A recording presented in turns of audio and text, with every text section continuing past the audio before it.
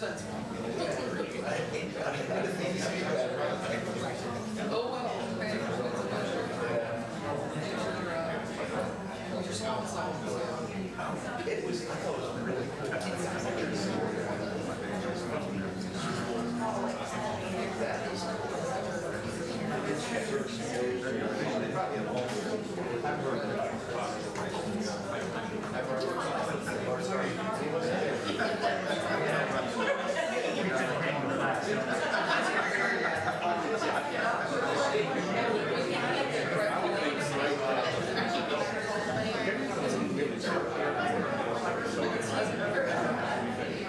It's either that or okay.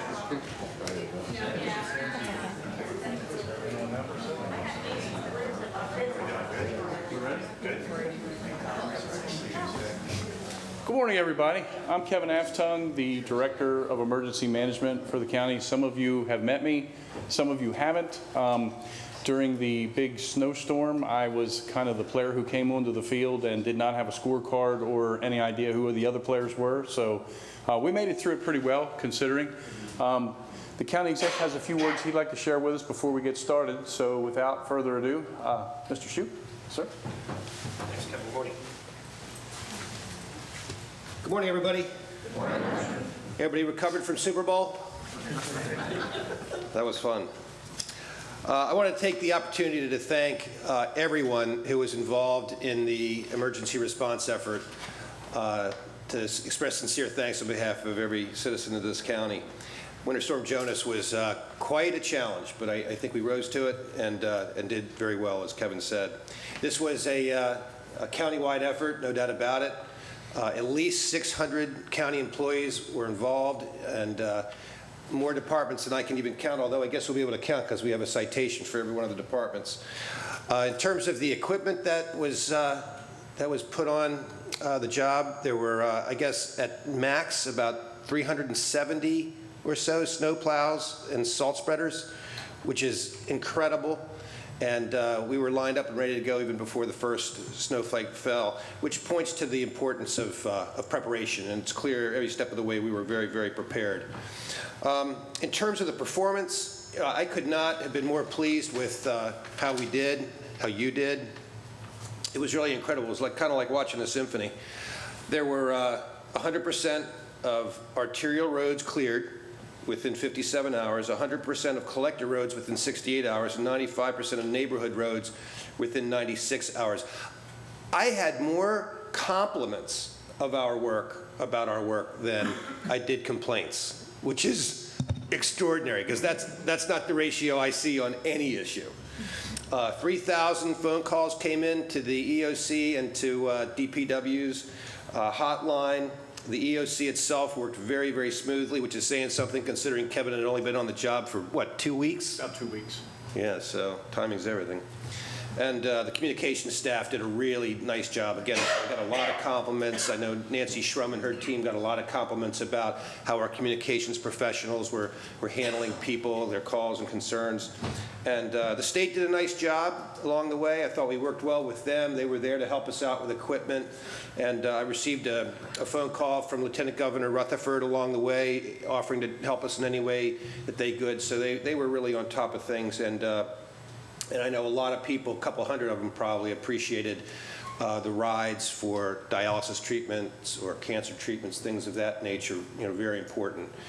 The results pretty much speak for themselves. I already spoke to the outcome in terms of road clearing, but beyond that, we had no serious medical events. We had no fires. We had no serious criminal activity, people trying to take advantage of the situation. We had no busted sewer mains, anything like that. We did have, I guess, 6 water lines went down. We lost 6 water mains, but we were able to work around those, turn down the pressure, do whatever workaround was necessary. So I don't think anybody lost water. If they did, it was for a very, very short period of time. And same with power to the homes. I think we got up to about 300 homes that lost power, but working with BG&E, all that power was restored within a matter of hours. So there was very little inconvenience from that respect. So this will surely not be our last snow emergency, but I again want to thank all of you for everything that you did to make our response so effective. The rest of the state did notice. I've heard from jurisdictions all around the state complimenting us on the quality of the work that we did. So at this point, I'm going to call each department head up and hand out a citation, wherever they are. There they are. Behind you, sir. Okay.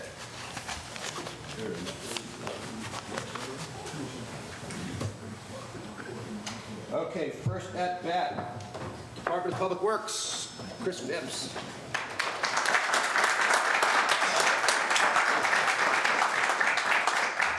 Chris worked really hard. Every time I called Chris for an update, he was on a snow plow, spreading salt, shoveling some old lady's driveway, something. The guy, he didn't sleep for 3 days. Don't ask my wife that. Thank you.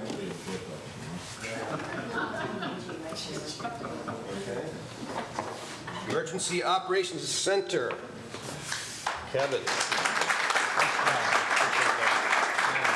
going from rookie to veteran in 3 hours. Fire Department.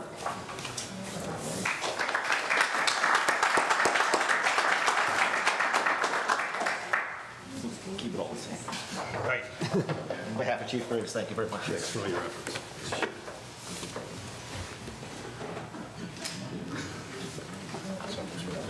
Central Services, Steve.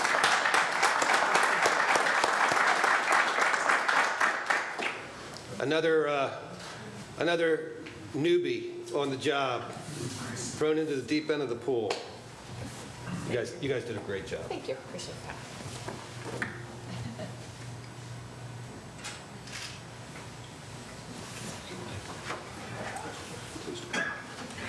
Alto, Police Department.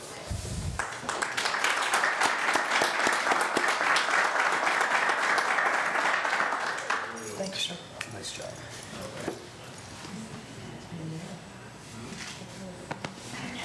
Inspection. I&P, Dan.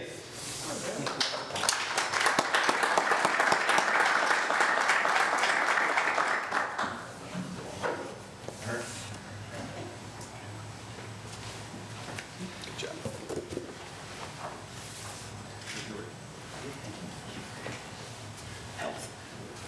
Jinleen, Health Department.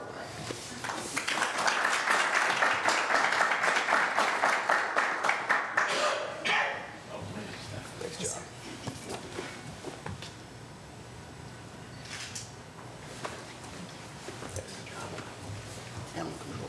Animal Control, Robin.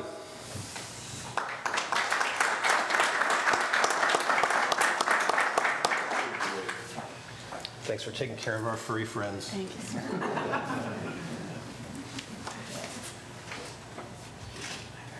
Thank you, sir. DSS, Kernitra.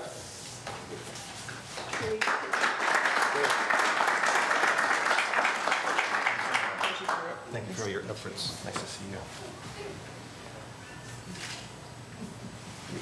Thanks. Nancy Schrum.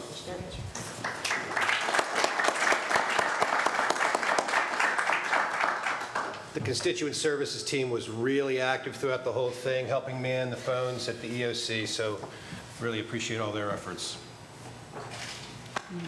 And our call taker, our supervisor, Chrissy Kopp and Melissa. Good job. Nancy.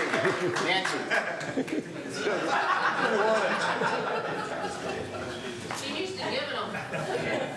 Pam, Aging and Disabilities. Pam Jordan.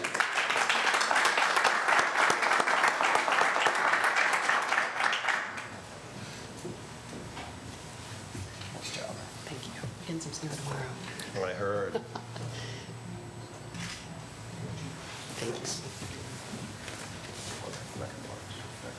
Okay, Rec and Parks. That's Chris Carroll taking the record. Great.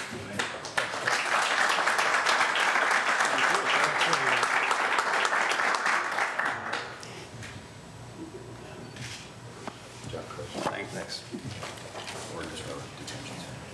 Ordnance Road Detention Center.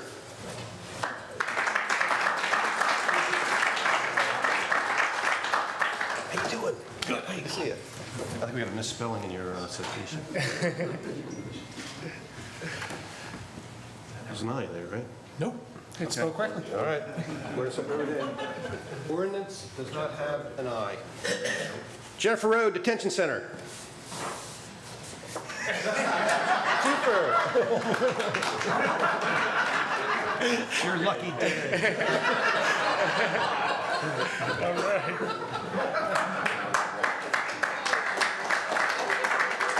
Okay, Rick Napolitano, IT. Jack. Only one for you. Thanks, Jack. Thank you.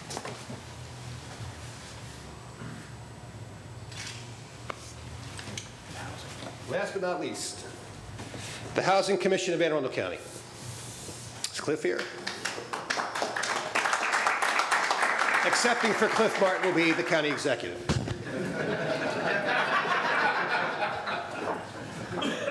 All right, well, thanks again, everybody. I guess today's the day of the look back. You know, what did we do well? What do we need to improve next time? There's not much to improve, so this may be a pretty short meeting. You guys did a really great job, and thanks for all you did.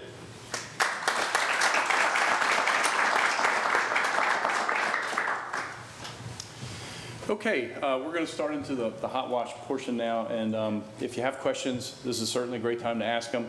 County execs sort of caught up for the first several slides for me, but we'll just review them just to be safe. While you're here today, a Hotwash, it's a no-stress environment. It's where we talk about the issues that we've done well, and we talk about the issues that we need to improve on. The purpose is to identify our strengths and our improvements. I'm not a death by PowerPoint guy, so I'm going to paraphrase a lot of what's up there, but feel free to please read it, and we'll go through it from there. But basically, this is a point to have a conversation about what we did well and what we need to fix. Okay, this is an event summary of the snowstorm. I'm not going to read you the whole summary, but basically everybody knows that we were predicting a large storm for the area. A blizzard warning went up well in advance of this storm. There's good news and bad news, by the way. The good news is this blizzard is gone. The bad news is tomorrow morning we're going to wake up with the same kind of issues, only not as much snow. So we'll talk about that in a little bit. But basically, with the storm coming in, we started preparing. And by the time the storm got here, I felt like as a county, as a new employee in this county, we were very well prepared. So it went well. But I'm not going to read you the whole summary. Everybody knows that it snowed. Event specifics, I think we need to talk about. 29.2 inches was a historic record for BWI. For those of you who know anything about asking for federal assistance, we have to be within 10% of our last historic storm, Teresa. So we met that. And then we did have some impact on the county. There were some water lines damaged. We had some valve and service issues. At the peak of the storm, there was only 482 outages. That dropped significantly and rapidly. The average for the storm was about 200, and by the time it was done snowing, it was down to about 3. So the power outage part went really well. We need to kind of give our hats off to BG&E here a little bit, because they did pre-station crews and have crews set up to work with DPW, which helped a lot, I think. Okay, our Emergency Operations Center went up to a level 3. Basically, level 1 is our daily, everyday average, where we're just kind of keeping our eye on what's going on. Level 2, we start putting some people together to focus on whatever the issues are and start planning for what we might need to do to move up. Level 3 is where we were. That pretty much includes the basic players we need for a snowstorm. Level 4 is when we have an all-out, oh my God, issue, and we have everybody come in, and we usually have sheltering in place. So we stayed at level 3, and we did very well with it. We had 8 operational periods of all of them were 12 hours except for one. I think the last one was like maybe 5 or 6 hours for the last operational period. But it went really well. We did get over 900 calls just in the EOC. Some of those were happy about plowing, some of those were not so happy about plowing, but all in all, on the average, that call volume was probably low for the time we were open. We had 7 Code Red calls that we launched, and basically everybody who's familiar with Code Red knows we put the blast out. We had the county exec put a blast out to prepare for the storm. We did a press conference to prepare for it, and then we put out some other Code Reds along the way. Fire, maybe you can help me. I think there was one trailer park we had an issue with that we sent a separate Code Red out for that. Is anybody from Fire? Yes, we did. Okay. Okay, the state had over 700 soldiers and 200 vehicles deployed throughout. 2 state shelters were opened, but nobody took up the offer for the sheltering. Public Works, 376 pieces of equipment, pretty much self-explanatory down through Public Works. What a heck of a job by Public Works to get everything cleared as quickly as they did. And Chris, to you and your staff, heck of a job. We had 10 MEMAC pieces of equipment that were brought in, and that actually didn't happen until late in the storm. But for those of you who didn't know, I used to work on the Eastern Shore, and I still have a lot of good friends over there. And when I put out a MEMAC request for Chris for extra road equipment, the Eastern Shore rallied and sent 10 vehicles over, 4 from Wycomico County, 2 from Dorchester, 2 from Caroline, and somebody help me, I can't remember. Talbot. And 2 from Talbot, right, okay. So that worked out really well. They were here, I guess, what, Chris, probably from early in the morning till late at night in most cases, and just for the one period, and that pretty much wrapped it up. Okay, this I gathered from Chris. We used 6,000 tons of salt and 3,200 gallons of calcium mix. Is that still pretty accurate, Chris? Yeah. Okay, good. In the police department, they had 21 four-wheel drive vehicles of their own, which really came in handy for being able to respond to calls. We also acquired 12 National Guard resources during the storm. We had 6, I guess they call them Humvees, medium light duties that are made to transport personnel. We gave all 6, or we gave 5 to police and we gave 1 to fire. And then the second wave that came in were Humvee ambulances that we used, that we gave all 6 of those to fire. And when we get to that point of the program, Fire, you can let me know whether that was worth the effort or not in the long run. The calls they ran are up there, you can see, and we did open warming centers. We didn't have very many takers on the warming centers, but we had a few. Fire department ran about 95 calls during the period, 55 EMS calls, 40 suppression, which really, in the scheme of things, to me, that's not a lot of calls for a county this size. So that says a lot that I think people actually listen to us when we ask them to stay home and stay off the streets. National Guard Humvees ran 118 calls, and here's where they were stationed. These are the ones for fire that were the ambulance vehicles. And they ran some other calls with fire besides just ambulance calls, and they were well worth the effort to have them there. Aging, we had 10 vans, and special thanks to, and somebody correct me if I'm wrong, I'm still learning all the people and the terms, but I think it was FMD who went and dug Aging's vans out. Is that right, guys? They did a heck of a job of getting those vans dug out. We did 99 dialysis patients on Monday and Tuesday, and you can see over 1,000 miles were put on the vans. Rec and Parks had 2 plow teams out, an official park ranger drive team, and a support crew. And for those of you who don't know Chris Carroll, he is my new best friend. What a great job he did throughout getting equipment mobilized and organized for us. And Chris, can't thank you enough for all that help. You were awesome. And you stayed there the whole time. We really appreciate that. Central Services had 15 trucks out. They did all the lots and buildings that needed to be plowed. They also moved 2 generators for us in anticipation of a loss of power. So they were done ahead of time. The 1-2 Linthicum Fire Station, I'm not sure exactly, was there an issue at Linthicum Station, one of the chiefs from fire? Yeah, their generator is out of service. Their generator was out, okay, that's why. I couldn't remember why we put it up there. Okay, thanks. Through the MEMAC, we got the National Guard vehicles that I talked about, and also the county plows from other areas that I talked about. That really worked out well. I want to talk about our strengths a little bit. This is the things that really went well in the EOC.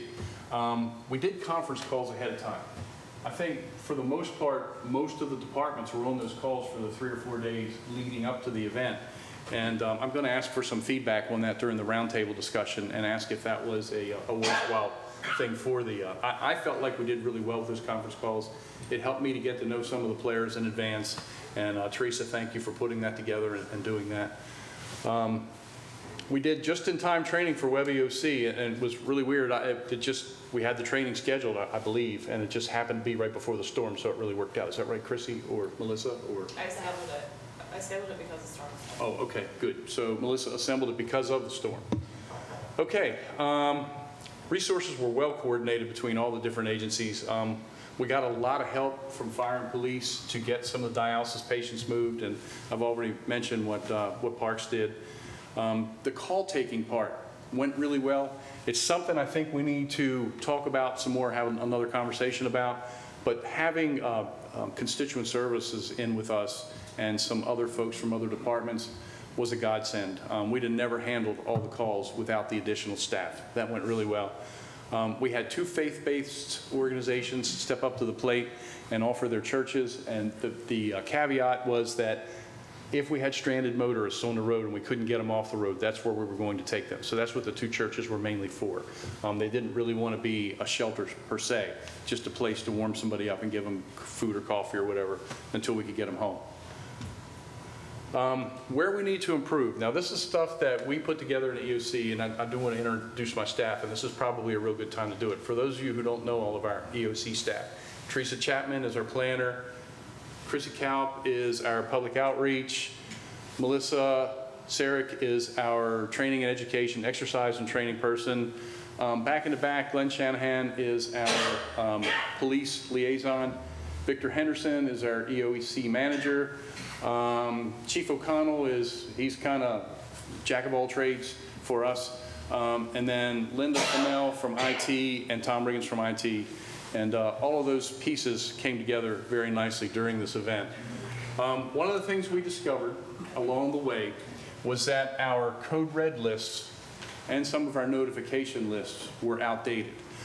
So we are in the process of fixing that. But for me, it was really difficult because only being on the job the 2 weeks, I didn't have a list of even who the department heads were yet. So we kind of scrambled, we got that, and we started getting messages out as quickly as we could. Our situational reports probably were not as good as they should have been. When you're in the EOC and it's activated, you should be doing sit reps every 6 to 8 hours. We didn't do that as well as we should have. However, I think I did take a good amount of time to try to send something out to department heads and partners, letting you know what was going on at the EOC. I think I tried to send them out in the morning and the afternoon. I got some positive feedback, so I'm hoping that that was a good thing. I called it a good thing anyway. Increased coordination level for documenting calls, calls for assistance countywide. One of the things that I think I discovered during the storm, and Nancy, you may even be able to help me, is that having a little mini call center in the EOC is nice to handle some things. But when you're talking about the fact that fire's getting the same kind of calls, police is getting the same kind of calls, DPW is getting the same kind of calls, and so are we in there. It may be time to explore a call center, a bigger call center. This is just a thought on my part. This is not a suggestion I've written up yet. It's just a thought that I'd like to bring up to talk about a little bit more, a little bit later in the program. But we may need to explore some kind of call center where we can get everybody assembled in one place to share information on call taking. And one way to do that, and I don't know what the price would be, it's probably really expensive, would be like a 211 line or a 311 line that we could use to get those calls rerouted and away from what the business we're trying to do. Timely notification of call takers of code red launches. And basically what happened is we sent out a couple of code red messages, but we didn't tell our call takers in the center immediately that those messages had been launched. And if you've ever been in the center as a call taker, the minute a code red goes out, somebody starts calling and wanting answers to questions. So some of the call takers were kind of off guard a little bit by that, and we need to improve that piece. Communications was another issue for us. We had a lot of trouble tracking the National Guard assets, and that's mainly what that line is focused on. We had the National Guard assets here. We got them here quickly. We assigned them to police and fire where they were going to go. That happened quickly.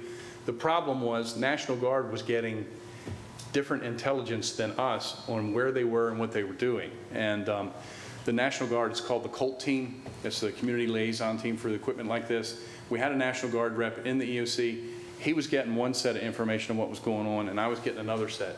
I was getting a set from fire and police. He was getting his information from the Guard units themselves. So that's something we need to work out. We do have a meeting next week with FEMA, and we're going to discuss how we can better improve that by using WebEOC, I hope. Enhanced coordination of significant events with EOC reps. Basically, what I want to do is now that I'm up to speed, sort of, is meet with all of the EOC reps at some point, talk about what your job is, why you're in the EOC, what we expect of you while you're there, and what you can expect while you're there. Some folks, I don't think, realize that once we got you in there, once you checked in, you weren't checking out, and you got stuck there. So that's something that I think we need to improve upon as we go along. Operationally, this is the specific training I was talking about. One of the things I've always asked when I've been an EOC director is that when a department sends an EOC rep in, make sure that rep understands why they're there. Sometimes, and the snowstorm was not one of those times, but sometimes there are decisions that have to be made immediately. There's no time to call and ask your superior what is the right call. The whole purpose behind having an EOC rep is to be able to come in there and it's somebody who is trained to do it and they have decision-making authority and decision-making power so that we don't have to take the time to go, oh, wait a minute, let me call Chief Altamari and ask him if we can do that. Okay, and I just use that as an example, Chief. It's not something the police did, but it's something that we need everybody to do is send a dedicated rep or 2 or 3. I prefer that every department had 2 or 3 people who are trained to come in. That way we can do our shift rotations and those people know exactly what they need. So one of the things I will ask to come out of this meeting is if you don't have folks who are trained or you want to train more, please get a hold of me and let me know so that we can arrange that training, because I really, that's one of the areas I think we struggled in with a few of the things was that communication piece with sharing that information with each other. So I want to make sure we do that a little better. Planning, coordinating and educate transportation needs for essential staff for hospitals and other jurisdictions. Basically what this gets down to is we got a lot of calls in the EOC for people wanting rides. Now I understand that police and fire and big groups like that, we're going to kind of take care of their own and get their folks to work if they need it or get them home. I'm good with that. But where we ran into trouble was we don't always have the capability to take doctors or nurses or other folks back and forth to work. We just don't have that capability. So it's something that I think we need to work on to educate the public better is that we do not have that capability and we can't do it. There's probably some extreme cases where we can try to help out, but it's not a regular practice. Public education for family and individual planning. We did the absolute best with that we could. We had a press conference, it was put on TV, we sent out information, we were blasting out on Facebook. I don't know if we were tweeting or not, but maybe that's something, we were tweeting, see that? I don't tweet, so that's not one of my things. But anyway, we need to do a better job of that because you wouldn't believe how many calls we got in the EOC for somebody that needed milk, bread, or toilet paper, plain and simple. And so that's something that we need to fix. Better education of our constituency. We need to pre-identify logistical needs necessary for MEMAC and EMAC requests. And what I mean by that is if I do an EMAC request and I get you resources from the National Guard or from another county, they need to have the capability to be able to be interoperable with us for one thing, which means they're going to need a portable radio and somebody to show them how to use it. They're also going to need the capability to fuel fairly readily. Now, one of the things that Chris did for me is when I got the fleet of trucks from the Eastern Shores, he had a fuel card ready for each one. And just having that fuel card was a major accomplishment to get that done and have that in place. The National Guard did not have that initially, and it's an area where I didn't get a lot of feedback. So fire and police, when we get to that point where we're doing a little roundtable, maybe you can help me with some of that, whether or not it's something that we did well or we do need to improve on. From my angle, it looked like we might need some improvement from the feedback I was getting from the National Guard rep. We need to talk a little bit about education and levels of service for vulnerable populations. It was kind of a new thing for me to find out that we have as many homeless people as we do in this county and where the homeless camps are. That's not something I was used to across the bridge. I mean, we had a couple small ones, but nothing to the degree that there is here in the county. And they need to be educated on where they can be, and it may even be an occasion where we need to try to prearrange some kind of delivery of food for them in the worst of circumstances. The other thing that happened right on top of this storm was there was a rain event right behind it, which caused Duckett's Dam and the other dam behind it, which I can't remember the name of, to start dumping some extra water, which created a huge problem for us in the Maryland City area along the Patuxent Basin. We need to work on a better way to get that information out. Now, what I did is I sent an email to both the police and fire chief And those guys immediately jumped on it and had some resources go out and check and make sure we were covered. But what we don't want to happen is a homeless camp to be overcome by water and lose a bunch of homeless folks because of that. So that's another piece of this, is getting them better educated. We need to do a little gap analysis on departmental resources. What do you have and what do you need? And to think about the event a little bit.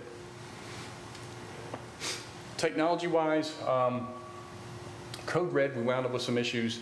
At one point, we wanted to send out a blast, and we asked GIS to help us out. And for those who know how to use Code Red, it's pretty much taking a mouse and clicking a polygon where you want a message to go to. We got GIS involved because we really wanted to be specific about some areas, but we actually wound up with too many points, which I didn't realize could happen, but it overwhelmed the Code Red system when we tried to put all those points in. And it actually took us, I think, maybe 4 hours to get one call out because of that. So that's something that we're working on from our angle. I think that, you know, it hasn't been used to its full advantage yet, and we still have things we need to learn about it. We need to clarify our documentation process through training, and again, that means getting folks into the EOC, getting you trained up on what we do, how we do it, and why we do it. And that's going to be a major part of the improvement. I'm going to bring Teresa up, and she's going to talk a little bit about some FEMA stuff, and then Chrissy's going to come up and talk about some after-action stuff, and then I'm going to open it up to roundtable, and we can take any notes at that point that we want to. So, Teresa? Sure. I'll take a breath. They're probably tired of hearing me. He makes me talk about the unfun stuff, the money. So Kevin touched on it a little bit earlier. In order to get a snow declaration, we have 3 thresholds we have to meet. The first of which is that we are at a near or historic snow level. We already know that BWI had its historic snow at 29.2. Going into the snow, we knew we needed at least 26.2, so we're good there. We have to document local costs, which is the allowable costs for snow removal and the various things that we do. For us, locally, that's just under $2 million. And then the state also must meet its threshold, which is a little over 8. I will tell you that even in where we're at now in the documentation process, we're well over the threshold locally. We're well over the threshold statewide. And then the other thing to keep in mind is that there's sort of a joke among emergency managers that FEMA wants to pay no dough for snow. So that is why you will see that 48 hours only for snow pushing. They consider snow to be a normal, natural thing that's going to happen and that you should be prepared for. So they don't like to pay for snow, which is why we will see only 48 hours of snow removal costs being included in our declaration.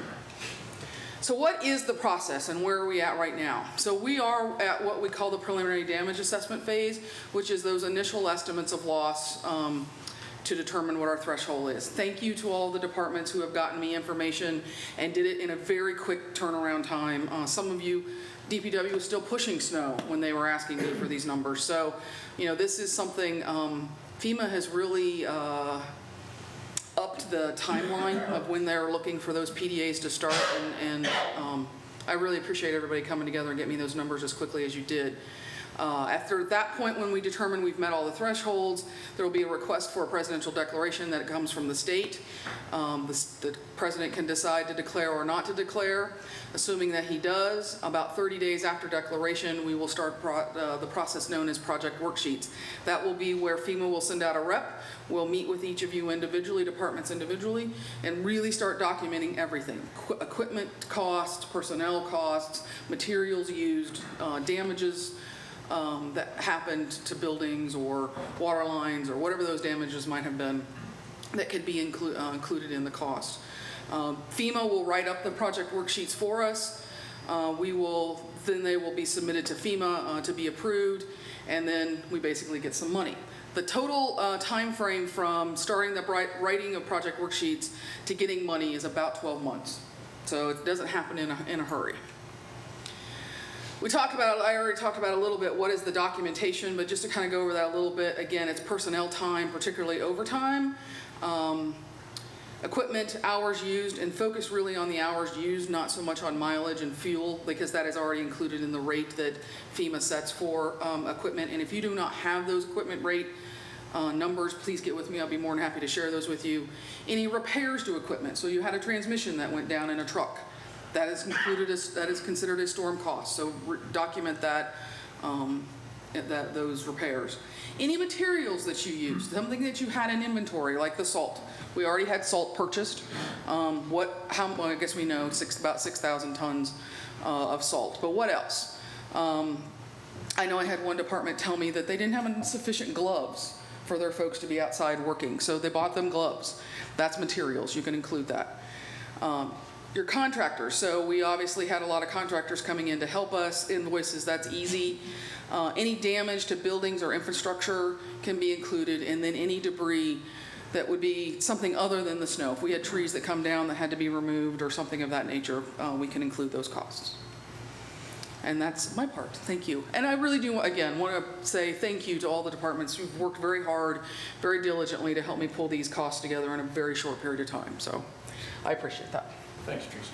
And Chrissy's going to come up and talk a little bit about our after-action report. It's going to be a short process, but I just wanted to give an overview of what an after-action report is and where we collect that data from.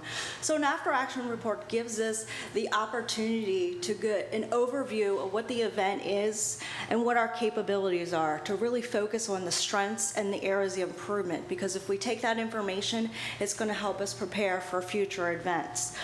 There's 3 different areas that we're basically getting that information and collecting that data from.